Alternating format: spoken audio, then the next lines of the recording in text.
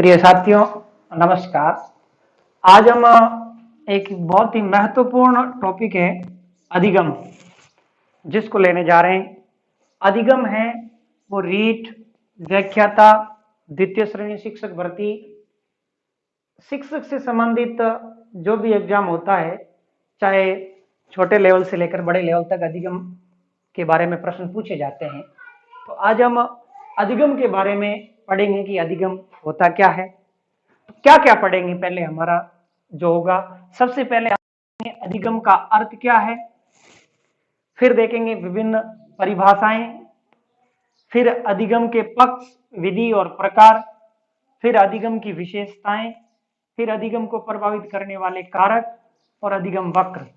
इन सब को लेकर आज हमारा जो पूरा अध्याय है वो इससे संबंधित होगा, और इसके बाद के अध्याय में हम अधिगम से संबंधित सिद्धांत पढ़ेंगे। तो सबसे पहले हम पढ़ते हैं अधिगम का अर्थ क्या है, अधिगम से हम क्या समझते हैं। तो अधिगम का जो संकुचित अर्थ होता है, जनरली हम जो अर्थ लेते हैं, संकुचित अर्थ अधिगम का होता है वो होता है सीखना। लेकिन पूर्ण रूप से अधिगम को परिभाषित नहीं करता है सीखना। ये कोई मनोवैज्ञानिक अर्थ नहीं हुआ। जनरली हम संकुचित अर्थ में लेते हैं, अधिगम का मतलब होता है सीखना। और यही हमें सबसे बड़ा, हमें जो इस अधिगम से संबंधित जो प्रश्न आते हैं उसमें हमें ये सबसे बड़ी समस्या करता है। हम प्रश्न उत्तर में सीधी कोई सीखने से संबंधित बात आती है तो उसको अधिगम मान लेते हैं और हम उसको गलत कर देते हैं। तो इसलिए आज से एक तो अपने दिमाग में ये बात रख ले, सीखने का मतलब अधिगम नहीं है, केवल सीखने का मतलब अधिगम नहीं, ये संकुचित अर्थ है। तो अधिगम किसे कहेंगे? व्यापक अर्थ क्या है अधिगम का? व्यापक अर्थ अधिगम का है कि अभ्यास, अनुभव एवं प्रशिक्षण से व्यवहार में होने वाला स्थायी परिवर्तन अधिगम कहलाता है। यह है अधिगम का वास्तविक अर्थ। अभ्यास, तीन चीजों को हमें ध्यान रखना है: अभ्यास, अनुभव और प्रशिक्षण। जैसे पहले आपको पढ़ाना नहीं आता था, लेकिन जैसे ही आपने बीएड की, एसटीसी की ट्रेनिंग लेने से आपने प्रशिक्षण किया और उस प्रशिक्षण से आपके व्यवहार में परिवर्तन आया और वो स्थायी हो गया, अब आप पढ़ा सकते हैं। व्यवहार में परिवर्तन आया क्या? पहले पढ़ाना नहीं जानते थे, प्रशिक्षण के द्वारा आप पढ़ा सकते हैं। जैसे घुड़सवारी करना, पहले आप नहीं कर पाते थे, आपने प्रशिक्षण लिया, अब आप घुड़सवारी कर सकते हैं। आपके व्यवहार में परिवर्तन आया और वो परिवर्तन स्थायी हो गया है। जैसे हम लेते हैं आप बाइक चलाना, तो पहले नहीं आता था, आपने प्रशिक्षण लिया या फिर कह सकते हैं अभ्यास किया, और अभ्यास करने से आपको बाइक चलाना आ गया, आपके व्यवहार में वो परिवर्तन स्थायी हो गया, अब आप कभी भी चला सकते हैं।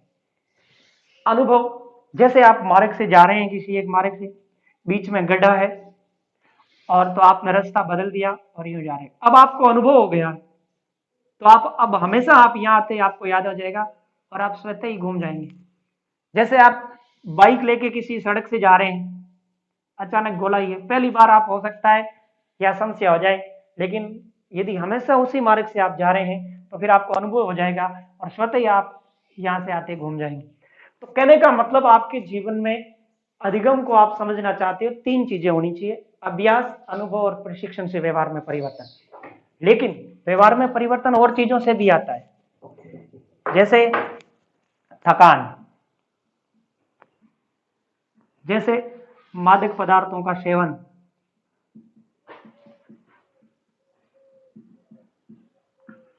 जैसे परिपक्वता, जैसे संवेगात्मक विकास, जैसे मूल प्रवृत्ति। ये सबसे महत्वपूर्ण बातें हैं, यहां आपको ध्यान रखना है। ध्यान क्या रखना है? कई बार परीक्षा में प्रश्न पूछा जाता है इससे संबंधित। यदि इससे आपके व्यवहार में परिवर्तन आ रहा है तो वो अधिगम नहीं है। उसको हम अधिगम नहीं कहेंगे। कारण क्या है, इससे आने वाला परिवर्तन स्थायी नहीं होता है। जैसे कोई भी व्यक्ति मादक पदार्थों का सेवन करता है तो उसके हाव भाव और व्यवहार में बदलाव आ जाता है, लेकिन वो बदलाव स्थायी नहीं होता है। थकान से व्यक्ति के व्यवहार में बदलाव आ जाता है, लेकिन वो स्थायी नहीं होता है। जैसे हम लिखते हैं मूल प्रवृत्ति। मूल प्रवृत्ति क्या है कि जैसे आपने आम देखे और मुंह में पानी आ गया, तो ये तो मूल प्रवृत्ति है, हमने सीखा कुछ नहीं है। तो यहां भी व्यवहार में कोई खास परिवर्तन नहीं हुआ, ये तो नेचुरल है। कई बार परीक्षा में प्रश्न पूछा जाता है कि किस एक व्यक्ति है जिस या हाँ एक व्यक्ति है जिसके आम देखकर मुंह में पानी आ जाता है, क्या ये अधिगम है? हाँ, नहीं, पता नहीं, तो नहीं। क्योंकि अधिगम केवल इन तीनों से, अभ्यास, अनुभव और प्रशिक्षण से व्यवहार में बदलाव होता है, वो स्थायी होता है, तो ये अधिगम है।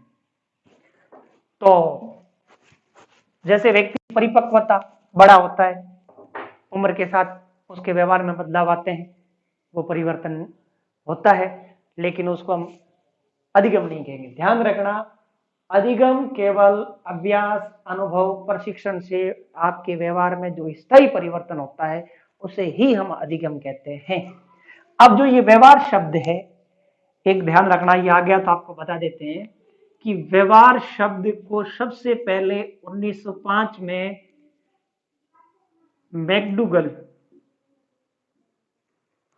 मैकडूगल ने ये प्रयोग में लाया था शब्द 1905 में। आउटलाइन साइकोलॉजी इनकी पुस्तक है आउटलाइन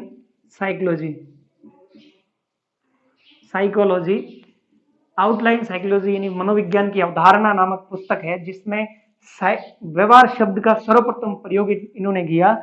लेकिन व्यवहारवाद के जनक है वाटसन,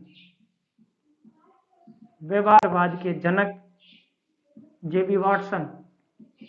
तो दो चीजों का ध्यान रखना कि व्यवहार शब्द का सर्वप्रथम प्रयोग किसने किया था? मैकडूगल ने 1905 में, लेकिन व्यवहारवाद के जनक है वाटसन। क्या सीखे हम लोग अभी तक? अर्थ सीखे। अधिगम का अर्थ हम लोगों ने सीखा। क्या है अधिगम का अर्थ? अधिगम का अर्थ है अभ्यास, अनुभव और प्रशिक्षण से व्यवहार में स्थायी परिवर्तन। फिर हमने क्या सीखा कि व्यवहार शब्द का सर्वप्रथम प्रयोग 1905 में मैकडूगल ने किया और व्यवहारवाद के जनक वाटसन है। अब कुछ परिभाषाएं मनोवैज्ञानिक है जिन्होंने दी है। अब हम उस परिभाषाओं को और जाते हैं। सबसे पहले क्रो एंड क्रो, इन्होंने क्या परिभाषा, क्रो एंड क्रो ने क्या कहा? क्रो एंड क्रो की परिभाषा है आदत, अभिवृत्ति और ज्ञान का अर्जन करना। तीन चीज बताइए, आदत, अभिवृत्ति व ज्ञान का अर्जन करना। अब देखो, नाम से स्पष्ट है कि करो, कुछ न कुछ करो। क्या करना? ज्ञान, अभिवृत्ति, आदत का अर्जन करना है। तो क्रो एंड क्रो की परिभाषा सीधी सी हमें याद होगी। क्रो एंड क्रो ने अधिगम की क्या परिभाषा दी है? तो क्रो एंड क्रो के अनुसार ज्ञान, आदत और अभिवृत्ति का अर्जन करना। दूसरी परिभाषा हम ले सकते हैं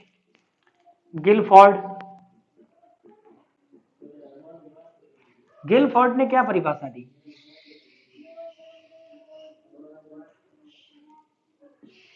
व्यवहार के कारण व्यवहार में परिवर्तन। व्यवहार के कारण व्यवहार में परिवर्तन अधिगम कहलाता है। अब देखो, गिलफोर्ड यानी गेलो आदमी है, इसीलिए तो ऐसी बात करता है कि व्यवहार के कारण व्यवहार में परिवर्तन। तो गिलफोर्ड ने अधिगम की क्या परिभाषा बताई? व्यवहार के कारण व्यवहार में होने वाला परिवर्तन अधिगम। उसके बाद बीएफ स्किनर आदमी, इसने क्या परिभाषा दी? व्यवहार में उत्तरोत्तर अनुकूलन, व्यवहार में उत्तरोत्तर अनुकूलन। अब अनुकूलन कौन कर सकता है व्यवहार में? तो नर, इसलिए स्किनर, स्किनर की परिभाषा क्या होगी? अनुकूलन। कौन कर सकता है? नर। नर क्या कर सकता है? अनुकूलन। इसलिए व्यवहार में उत्तरोत्तर लगातार अनुकूलन है वो अधिगम है। फिर हम लेते हैं गेट्स। अब आपको गेट से निकलना है, गेट से आपको बाहर निकलना है, गेट, तो आप क्या करेंगे? तो आपको करना होगा, एक तो आपको अनुभव चाहिए और प्रशिक्षण चाहिए, नहीं तो आपको समस्या हो जाएगी। समस्या क्या होगी कि आप गेट से बाहर नहीं निकल पाएंगे। हो सकता है छोटा गेट है, बार बार आप जाते हो, सिर के लग जाती है, तो गेट से निकलने के लिए आपको क्या करना पड़ेगा? अनुभव और प्रशिक्षण चाहिए। यदि आपको अनुभव है और आपने प्रशिक्षण ले लिया किसी व्यक्ति के द्वारा, एक तो आप बार बार आते हो तो अनुभव हो जाता है, इसलिए निकल जाते हो। एक पास वाले व्यक्ति ने कहा है कि भाई ये गेट छोटा है और यहाँ से निकलते समय ध्यान रखो, तो आप फिर निकलना शुरू कर देंगे। तो यहाँ गेट्स में क्या आएगा? अनुभव एवं प्रशिक्षण द्वारा व्यवहार में परिवर्तन, ये गेट्स। इसके बाद वुडवर्थ। वुडवर्थ क्या कहते हैं? अधिगम विकास की एक प्रक्रिया है,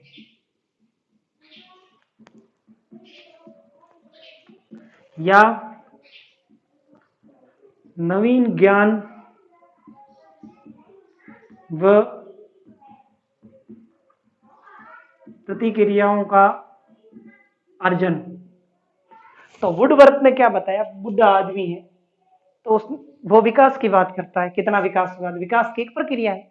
फिर वो क्या बताता है? बुद्धा आदमी नई बात करता है, नवीन ज्ञान और नवीन प्रतिक्रियाओं का अध्ययन, या नवीन ज्ञान और नवीन प्रतिक्रियाओं के द्वारा जो व्यवहार में परिवर्तन होता है उसको हम अधिगम कहते हैं। उसके बाद वुडवर्थ के बाद आते हैं आइजैक। आइजैक क्या बताते हैं? नवीन व स्थायी ज्ञान अधिगम कहलाता है।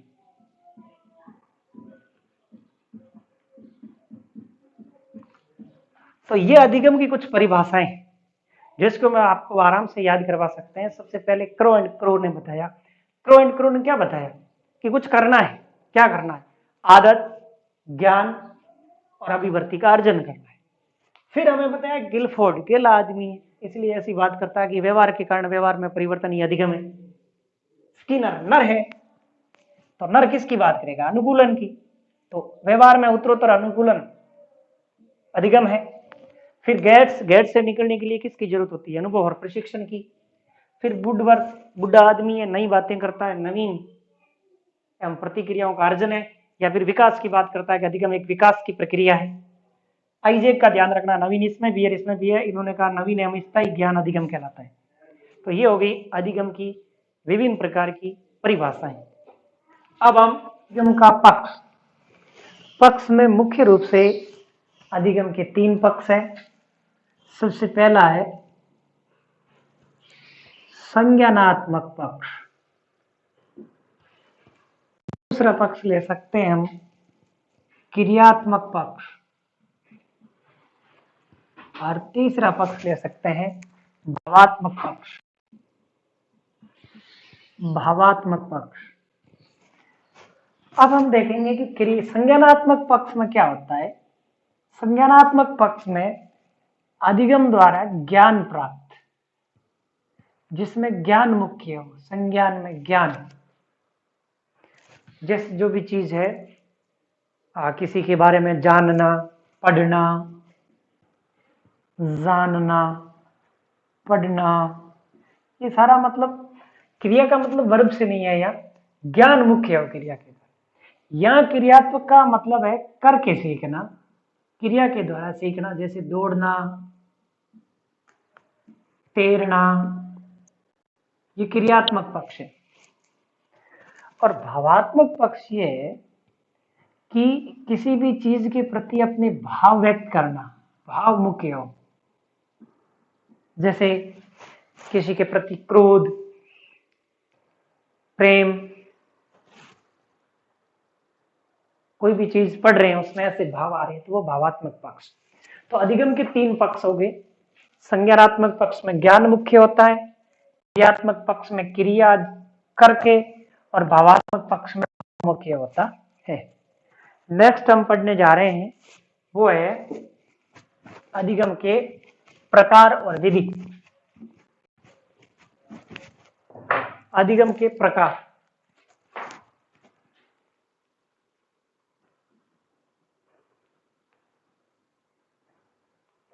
अधिगम के प्रकार। प्रकार के अंदर सबसे पहला है गामात्मक अधिगम।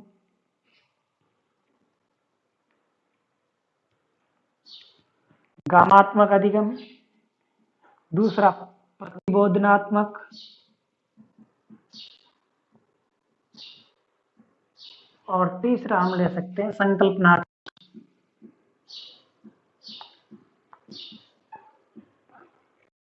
अधिगम के मुख्य रूप से 3 प्रकार है। गामात्मक का मतलब है शरीर के द्वारा सीखना, शारीरिक क्रियाओं से सीखना।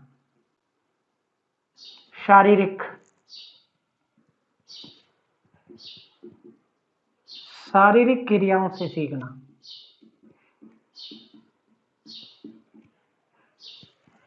प्रतिबोधनात्मक में प्रत्यय द्वारा सीखना।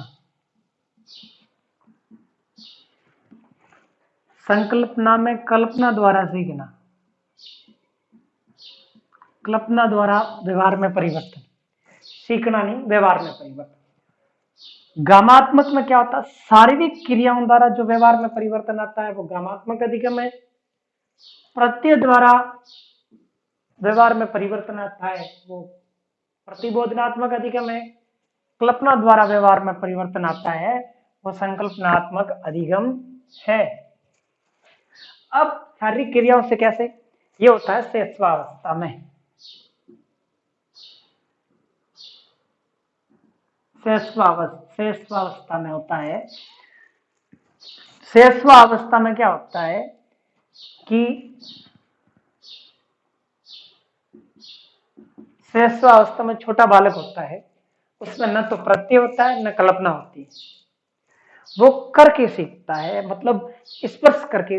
जैसे किसी ने उसने आग के हाथ लगाया तो उससे लगने लगा कि भैया खतरा है, फिर दोबारा वो हाथ नजदीक नहीं लेके जाएगा। किसी चीज, डरावनी चीज को वो देखता, नजदीक जाता है, फिर नहीं जाता है। कहने का मतलब ये होता है कि स्पर्श करके सीखता है, शरीर के द्वारा सीखता है। ये होता है शारीरिक क्रिया, और ये शेषवावस्था में होती है। प्रत्यय द्वारा सीखते हैं प्रतिबोधनात्मक, ये बाल्यावस्था में होता है। अब आप प्रत्यय क्या है? प्रत्यय का मतलब कॉन्सेप्ट, किसी भी चीज का चित्र हमारे मन मस्तिष्क में बन जाना, कॉन्सेप्ट बन जाना। जैसे गाय पे निबंध लिखिए, एक प्रश्न आ गया, सबसे पहले क्या आएगा हमारे दिमाग? प्रत्यय आएगा, गाय का चित्र आएगा, बिंब आएगा। तो प्रत्यय का मतलब आप बिंब भी कह सकते हैं। और हमें पूरा पूरा चित्र दिखने लग जाएगा गाय का, और हम लिखना शुरू कर देंगे। महाराणा प्रताप का वर्णन कीजिए अपने शब्दों में। सबसे पहले क्या आएगा? हमने जो महाराणा प्रताप की मूवी वगैरह है वो चित्र देखे, तो वो प्रतिबिंब हमारे अंदर एक उनका प्रत्यय बना हुआ, कॉन्सेप्ट बना हुआ है कि भाई वो कदकाठी में बड़े थे, काफी भालों का प्रयोग करते थे, बड़ा वजनी भाला होता था, और उनका एक चेहरा भी हमारे दिमाग में आ जाता, प्रत्यय आ जाता, प्रत्येक वस्तु का प्रत्यय बन जाता है। ये बाल्यावस्था में शुरू होता है। अब संकल्पनात्मक में हम कल्पना करके सीखते हैं किसी भी चीज के बारे में, यानी जैसे कविता वगैरह लिखी जाती है, ये कल्पना होती है। इसमें न तो प्रत्यय होता है और न शारीरिक क्रिया से सीखते हैं। यह मस्तिष्क का पूरा विकास हो जाता है। जब हम कल्पना द्वारा अधिगम करने लग जाते हैं तब हमारा जो विकास है मस्तिष्क का वो सर्वोच्च लेवल पे होता है, और ये किशोरावस्था में होता है। अब सीखने की विधि हम है वो 3 है मुख्य रूप से। अनुकरण, सीखने की विधियां, विधियां, अनुकरण, अभ्यास और सूझ। तो यहां बालक कैसे सीखेगा? अनुकरण से। यहां बालक कैसे सीखेगा? अभ्यास से। यहां कैसे सीखेगा? सूझ से। तो इनको हम एक साथ ले सकते हैं, अधिगम के प्रकार और विधियां। प्रकार में हमने क्या लिया कि 3 प्रकार होते हैं। गामात्मक, किससे सीखता है बालक? शरीर से सीखता है। तो स्वाभाविक है, शरीर से सीखेगा तो अनुकरण से सीखेगा। माता पिता क्या कर रहे हैं उनके अनुकरण करके वो बोलना वगैरह सारी चीजें अनुकरण से सीखेगा। ये श्रेष्ठ अवस्था में होता है। फिर दूसरा हमने पढ़ा प्रतिबोधनात्मक अधिगम, यानी अधिगम इस लेवल पे प्रत्येक वस्तु या जो विषय है उसका कंसेप्ट, बिंब हमारे मन मस्तिष्क में होता है, उसके अनुसार हम उसका वर्णन कर सकते हैं, उसको समझ सकते हैं। तो ये बाल्यावस्था में होता है और ये अभ्यास द्वारा सीखा जाता है। इसमें अभ्यास विधि काम में ली जाती है। संकल्पनात्मक में क्या होता है? इस स्तर पर जब हम पहुंचते हैं तो हमारे मस्तिष्क का सर्वोच्च संपूर्ण विकास हो चुका होता है और इसमें हम है बिना प्रत्यय, बिना गामात्मक के हम कल्पना द्वारा सीख सकते हैं। ये किशोरावस्था में होता है और यहाँ सूझ विधि काम में ली जाती है। सूझ विधि यहाँ क्या होता है? जब हमारे सामने कोई समस्या आती है तो उस समस्याओं का या निकट फ्यूचर में आने वाली समस्याओं का कल्पना के द्वारा हल ढूंढा जा सकता है। तो कुल मिलाकर के ये गामात्मक अधिगम, प्रतिबोधात्मक अधिगम, संकल्पनात्मक अधिगम 3 प्रकार हमें आने चाहिए। गामात्मक का मतलब होता है शारीरिक क्रियाओं द्वारा सीखना। कौन सी विधि काम में ली जाएगी? अनुकरण विधि। किस अवस्था में होता है? श्रेष्ठावस्था में होता है। प्रतिबोधनात्मक अधिगम क्या होता है? प्रत्यय द्वारा या बिंब द्वारा प्रत्येक विषय वस्तु की हमारे मन मस्तिष्क में एक बिंब बना हुआ होता है और उस बिंब के अनुसार हम उसको समझ सकते हैं, उसका अधिगम कर सकते हैं। तो ये प्रत्यय द्वारा होता है और ये बाल्यावस्था में होता है। ये अभ्यास प्रयत्न द्वारा सीखा जा सकता है। और तीसरी अवस्था है या तीसरा प्रकार है वो संकल्पनात्मक है और जिसमें हम कल्पना के द्वारा किसी विषय वस्तु को समझने का प्रयास करते हैं और ये किशोरावस्था में होता है। ये हमारे मन मस्त ये ज्ञान की या बुद्धि की सर्वोच्च स्थिति होती है और जैसे कविता वगैरह लिखना ये इसमें होता है। तो हमने ये पढ़ लिया विधि। अब हम पढ़ते हैं कि अधिगम की विशेषता क्या है। यहां से एक प्रश्न आता है, ध्यान देने योग्य बात है कि अधिगम की विशेषता क्या है।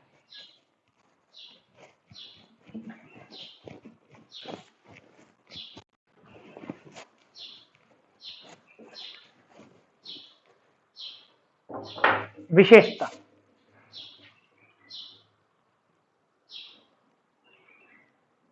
अधिगम की विशेषताएं। नंबर 1, अधिगम विकासात्मक प्रक्रिया है।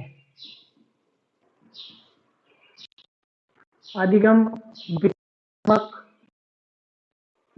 प्रक्रिया है। नंबर 2, अधिगम उद्देश्यपूर्ण प्रक्रिया है। नंबर 3, अधिगम जीवन पर्यंत चलने वाली प्रक्रिया है।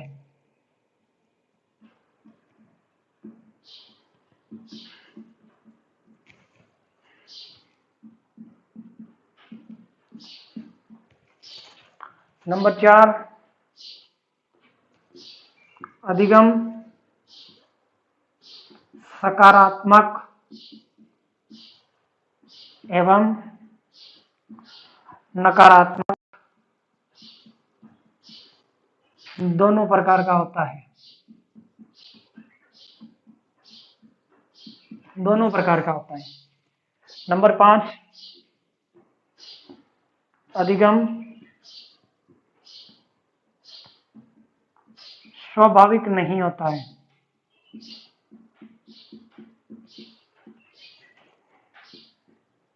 अधिगम व्यवहार में स्थायी परिवर्तन है।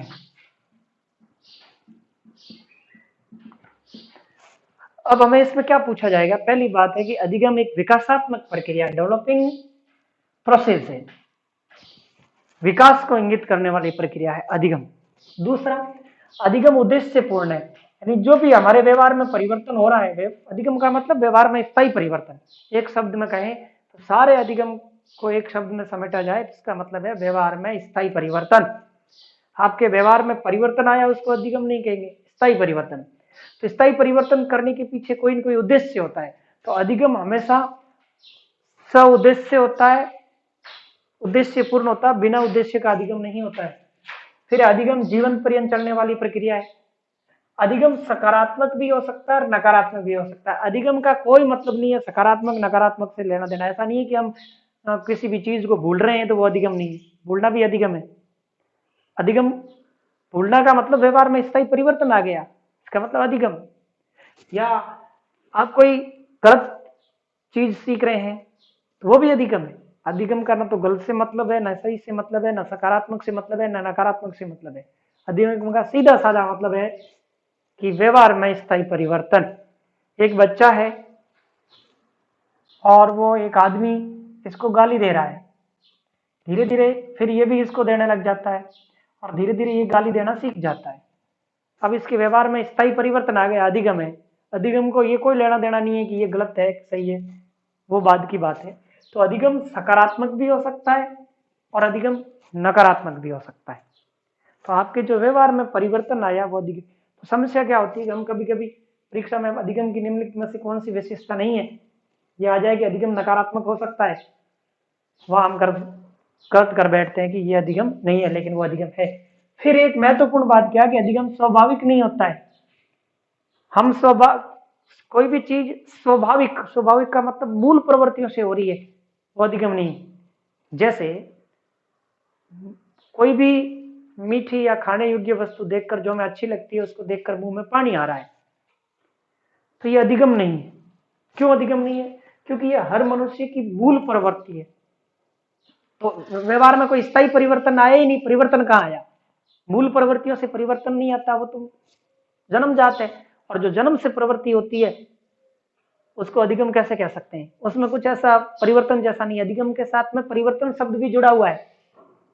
तो अधिगम स्वाभाविक नहीं होता है और अपने आप नहीं होता अधिगम, एक ध्यान रखना। जैसे आपने कोई चीज रख दी और ला करके, जैसे आपने किताब रख दी मनोविज्ञान की, 2 महीने पढ़ी, वो याद हो जाएगी? नहीं होगी। तो आपको क्या करना पड़ेगा? याद करना पड़ेगा। इसलिए अधिगम स्वाभाविक नहीं है, अधिगम को करना पड़ता है। उसके बाद अधिगम व्यवहार में इससे बाकी तो सब चीजें, 2 चीज आपको विशेष करके ध्यान रखनी है। एक तो ये रखनी है कि अधिगम नकारात्मक सकारात्मक दोनों हो सकता है, और एक अधिगम होता है वह स्वाभाविक नहीं होता है। अगला है अधिगम को प्रभावित करने वाले कारक।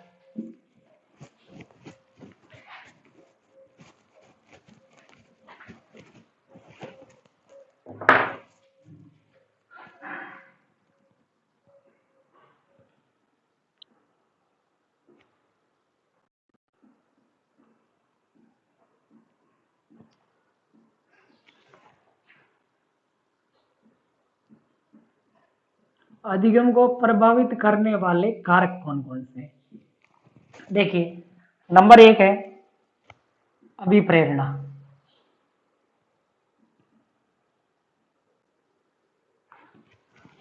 जितनी ज्यादा अभिप्रेरणा होगी अधिगम उतना ज्यादा, यानी अधिगम के पीछे प्रेरणा का महत्वपूर्ण हाथ होता है। ज्यादा प्रेरणा है, अधिगम भी ज्यादा। जैसे आप अधिगम जो विषय वस्तु पढ़ रहे हैं उसके पीछे प्रेरणा काम कर रही है, वो क्या है कि आपको गवर्नमेंट जॉब मिले, ये प्रेरणा है। तो अधिगम के लिए प्रेरणा बहुत ही महत्वपूर्ण होती है, अभिप्रेरणा। दूसरा विषय वस्तु, विषय वस्तु भी अधिगम को बहुत अधिक प्रभावित करता है। यदि विषय वस्तु सुबोध है, सरल है, सामान्यीकृत है, मनोवैज्ञानिक है, तो अधिगम ज्यादा होगा। यदि आपकी जो विषय वस्तु है वो रुचिकर है, विषय वस्तु है वो सुबोध है, सामान्यीकृत है, मनोवैज्ञानिक है, सरल है, तो आपका अधिगम ज्यादा होगा। यदि विषय कठिन है, दुर्बोध है, अमनोवैज्ञानिक है, तो आपकी अधिगम की मात्रा कम होगी। तीसरी महत्वपूर्ण बात यह है कि विधियां, आप अधिगम पढ़ रहे हो तो विधि कैसी होनी चाहिए? मनोवैज्ञानिक होनी चाहिए। और क्या होना चाहिए विधि में? मनोवैज्ञानिक के साथ साथ विधि कैसी होनी चाहिए? क्रियात्मक होनी चाहिए, करके सीखने पर आधारित होनी चाहिए। यदि आपकी ये विधियां हैं, यदि विधि मनोवैज्ञानिक है, करके सीखने वाली है, तो आपका अधिगम अच्छा होगा। उसके बाद चौथा महत्वपूर्ण क्या है अधिगम को प्रभावित करने वाले कारक में? पूर्व ज्ञान। कैसे? जैसे हम लोग पढ़ रहे हैं अधिगम, यदि आपको इससे पहले पूर्व ज्ञान है थोड़ा बहुत, यानी पहले से आपने अधिगम पढ़ रखा है, थोड़ा बहुत पूर्व ज्ञान है, तो आपको समझने में आसानी होगी। यदि अधिगम के आपके लिए एकदम नया है, नया विषय वस्तु है, तो आपको अधिगम समझने में समस्या। इसलिए पूर्व ज्ञान जरूरी है, यानी अधिगम को प्रभावित करता है। फिर वातावरण, वातावरण यदि अच्छा है, अनुकूल है, तो अधिगम अच्छा होगा। फिर अनुकरण, अनुक्रिया, यानी विषय वस्तु के प्रति आपकी कैसी अनुक्रिया है, यानी आपको विषय वस्तु यदि अच्छी लगती है तो उसका अधिगम अच्छा होगा। तो ये अधिगम को प्रभावित करने वाले कारक हो गए। अभिप्रेरणा, सीधी सी बात है, ये तो सबको पता है। फिर विषय वस्तु, जितनी विषय वस्तु सरल होगी, सुबोध होगी, सामान्यीकृत होगी, उतना अच्छा याद होगा। विषय वस्तु अच्छी होनी चाहिए। जैसे कहानी पढ़ते हो ज्यादा अधिगम होता है, क्योंकि वो विषय वस्तु सरल है। उसके बाद विधियां, कौन कौन सी विधियां अधिगम में काम में ले रहे हो आप? विधि मनोवैज्ञानिक है और क्रियात्मक है, तो अधिगम ज्यादा होगा। और पूर्व ज्ञान, यदि आप जो विषय वस्तु ले रहे हो जिसका अधिगम करने जा रहे हो पहले से कोई थोड़ा बहुत ज्ञान है, तो अधिगम अच्छा होगा। वातावरण और अनुक्रिया। अब हमारा अंतिम टॉपिक है, वो है अधिगम वक्र।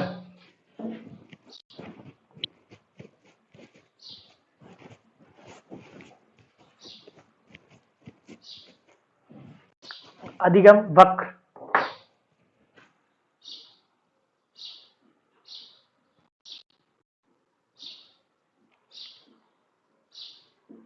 अधिगम वक्र। सबसे पहले हम इसकी परिभाषा लेते हैं, समझ लेते हैं कि अधिगम वक्र होता क्या है। अधिगम वक्र किसको बताता है कि अधिगम की मात्रा एवं उसमें लगने वाले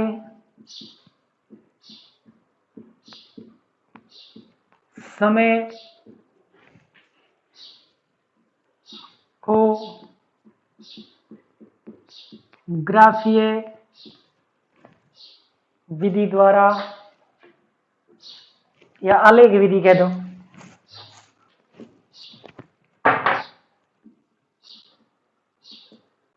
आलेख विधि द्वारा दर्शाना।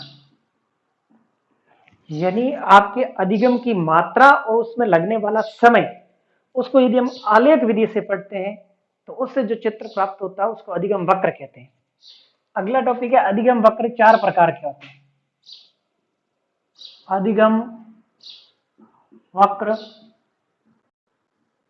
4 प्रकार के होते हैं। नंबर 1, सरल रेखीय या समान उपलब्धि। दूसरा,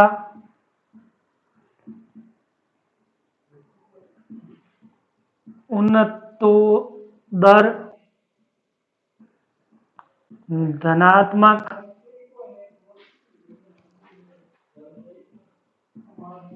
सकारात्मक बढ़ता हुआ। तीसरा है नतोदर ऋणात्मक, नकारात्मक और घटता हुआ। चौथा है मिश्रित या ऐसाकार, मिश्रित या ऐसाकार का वक्र। 4 प्रकार के अधिगम वक्र होते हैं जिसको हम समझने का प्रयास करते हैं। सबसे पहला सरल रेखीय या समान उपलब्धि वक्र या समान निष्पादन वक्र। जैसे ये ऊर्ध्वाधर लाइन, ये क्षितिज। हमेशा ध्यान रखना, ऊर्ध्वाधर की तरफ अधिगम की मात्रा लिखी जाएगी, नीचे समय या मात्रा या नीचे समय। जैसे मैं लेता हूं 0, 1 घंटे, 2 घंटे, 3 घंटे, 4 घंटे, 5 घंटे, 1 lesson, 2 lesson, 3 lesson, 4 lesson, 5 lesson. एक छात्र है 1 घंटे में 1 लेसन याद कर रहा है, 2 घंटे में 2 लेसन याद कर रहा है, 3 घंटे में 3 लेसन याद कर रहा है, 4 घंटे में 4 लेसन याद कर रहा है, 5 घंटे में 5 लेसन याद कर रहा है। अब यहां से जब हम इनको मिलाते हैं तो एक सरल रेखा प्राप्त होती है, इसलिए इसका नाम है सरल रेखीय वक्र। अधिगम की मात्रा और अधिगम में लगने वाला जो समय है उसके बीच एक सरल रेखा प्राप्त होती है, इसलिए इसको सरल रेखीय अधिगम भी कहते हैं। अब होता क्या है, इसमें एक तो होती है अधिगम की मात्रा,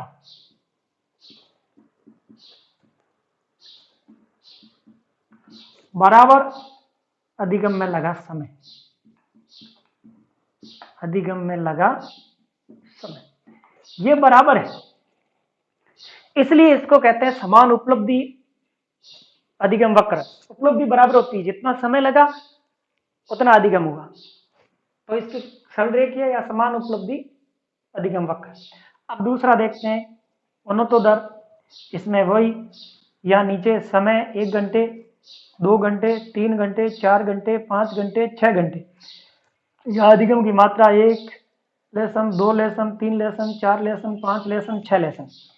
अब एक छात्र है 1 घंटे में 1 लेसन याद कर रहा है, अब दूसरे घंटे में वो क्या कर रहा है, 2.5 लेसन याद कर रहा है, नहीं 1.5 कर लिया तो 2.5 हो गया। तीसरे घंटे में वो 2 लेसन याद कर रहा है, तो 2.5 में 2 जोड़ेंगे तो 4.5 हो जाएगा तीसरे घंटे। चौथे घंटे में वो 3 लेसन याद कर रहा है, तो इसमें 3 जोड़ेंगे तो 7 के आसपास चला जाएगा।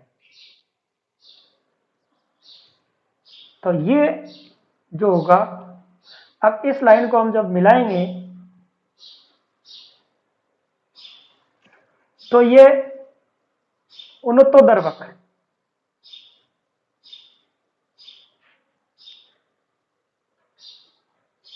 उन्नतोदर यानी इस उन्नत हो रहा है उधर, धनात्मक कह सकते हैं, सकारात्मक कह सकते हैं, बढ़ता हुआ कह सकते हैं। क्यों? क्योंकि इसमें क्या होता है कि अधिगम की मात्रा बढ़ रही है उसमें लगने वाले समय से, समय के साथ अधिगम की मात्रा बढ़ रही है, समय कम लग रहा है, अधिगम ज्यादा हो रहा है, इसलिए इसको उन्नतोदर, धनात्मक, सकारात्मक या बढ़ता हुआ कहते हैं। उसके बाद नतोदर। नतोदर में क्या है, वही 1 lesson, 2 lesson, 3 lesson, 1 lesson, 2 lesson, 3 lesson, 4 lesson, 5 lesson, 1 घंटे, 2 घंटे, 3 घंटे, 4 घंटे, 5 घंटे। अब पहले 1 घंटे में छात्र ने 1 अध्याय याद किया, दूसरे में वो क्या कर रहा है, 1.25। तीसरे में क्या कर रहा है, 2.25, तीसरे घंटे में 2.25। चौथे घंटे में क्या कर रहा है वो, 2.5। फिर 5वें घंटे में वो कहां तक पहुंचा, 3 तक। तो यहां क्या हो रहा है, धीरे धीरे ग्राफ नतोदर हो रहा है, नीचे की तरफ जा रहा है, इसलिए इसका नाम नतोदर है। यानी यहां अधिगम की मात्रा कम हो रही, अधिगम की मात्रा कम हो रही है, समय ज्यादा लग रहा है, इसलिए इसको नकारात्मक या घटता हुआ या ऋणात्मक भी कहते हैं। एक होता है मिश्रित टाइप का, उसमें क्या होता है, एस टाइप बनता है, ऐसे एस बनता है। उसमें क्या होता है कि शुरुआत मिश्रित होता है, कभी अधिगम ज्यादा होगी मात्रा, कभी समय ज्यादा लगेगा। तो इसमें एक बात ध्यान रखना ये योग्य है कि आरंभ में क्या होता है कि समय ज्यादा लगता है और अधिगम कम होता है, लेकिन अगला स्टेप इसका आएगा, अधिगम ज्यादा और समय कम। तो ये परीक्षा में पूछा जा सकता है कि मिश्रित वक्र में प्रारंभिक अवस्था में क्या होता है, समय ज्यादा लगता है और अधिगम कम होता है। तो इस प्रकार हमने अधिगम की चारों वक्र पढ़ ली। अब एक बार आपको मैं ओवरव्यू दे देता हूं संक्षेप में कि आज हमने क्या पढ़ा, क्या किया।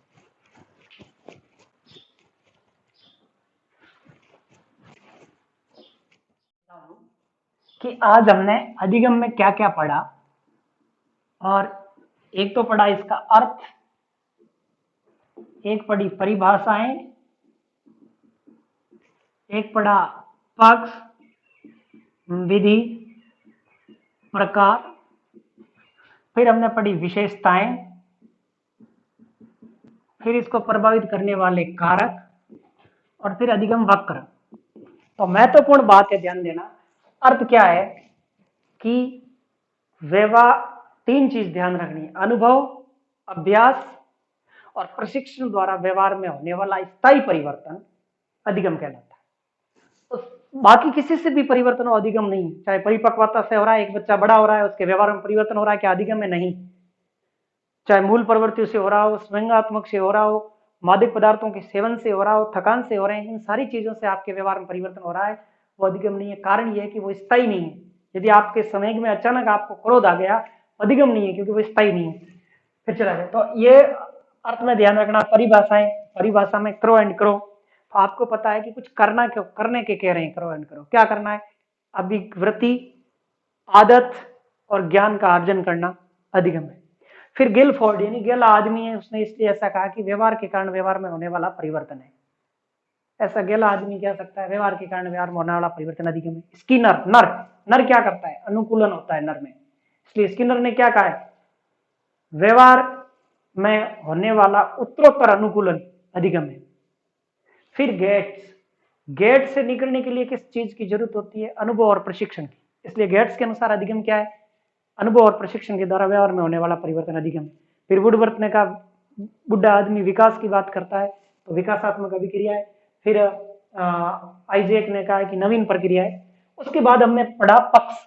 पक्ष में तीन होते हैं, संज्ञानात्मक जिसमें ज्ञान मुख्य हो, क्रियात्मक जिसमें क्रिया मुख्य हो जैसे तैरना वगैरह, और भावात्मक जिसमें भाव मुख्य हो। फिर विद्या हमने अनुकरण, अभ्यास और सूझ। अनुकरण बाल्यावस्था, शैशवावस्था में होती है, अभ्यास बाल्यावस्था में, सूझ किशोरावस्था में। प्रकार में हमने पढ़ा गामात्मक प्रकार जिसमें शारीरिक क्रिया द्वारा सीखा जाता है, शैशवावस्था में होती है। फिर हमने पढ़ा गामात्मक के बाद में प्रतिबोधनात्मक, प्रत्यो द्वारा सीखते हैं, बाल्यावस्था में होती है जिसमें विधि होती है, अभ्यास। और फिर हमने पढ़ा कि तीसरी विधि संकल्पनात्मक, किशोरावस्था में होती है, सूझ द्वारा सीखते हैं। विशेषताएं हैं जिसमें मैंने दो बात कहा कि भाई अधिगम सकारात्मक भी हो सकता है, नकारात्मक भी हो सकता है, जिसमें हमने वक्र में भी देखा है कि नकारात्मक वक्र और सकारात्मक। और एक है कि अधिगम स्वाभाविक नहीं होता है, इसके लिए आपको कुछ करना पड़ेगा। और कारक में इसको कौन प्रभावित करता है?